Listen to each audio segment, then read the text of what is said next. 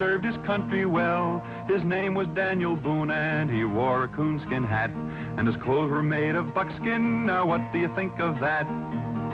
Dan was born in Pennsylvania in 1734, in colony days before the Revolutionary War. He was famous as a hunter while he was still a boy, and the hours he spent in the forest, they were his greatest joy. Did you hear that?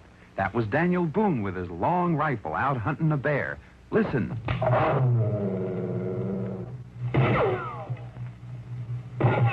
He got him. Daniel Boone shot that bear. That was when Daniel was only 15 years old. Yes, Daniel Boone was the greatest hunter and explorer this country ever had. Now, sometimes Dan hunted bears.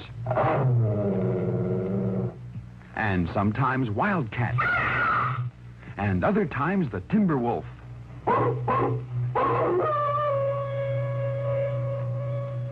Daniel Boone loved to explore, too, and he was one of the first pioneers to see the Blue Ridge Mountains and the bluegrass region of Kentucky.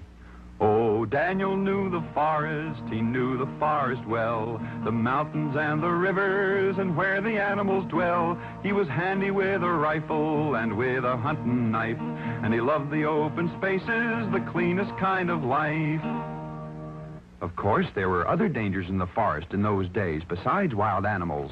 There were Indians, and one day when Daniel was exploring a cut in the mountains where Kentucky, Virginia, and Tennessee meet, an area known as Cumberland Gap, he knew there were Indians ahead, unfriendly Indians. Quickly, Daniel turned around and silently he cut back on his own trail, but the Indians were behind him, too.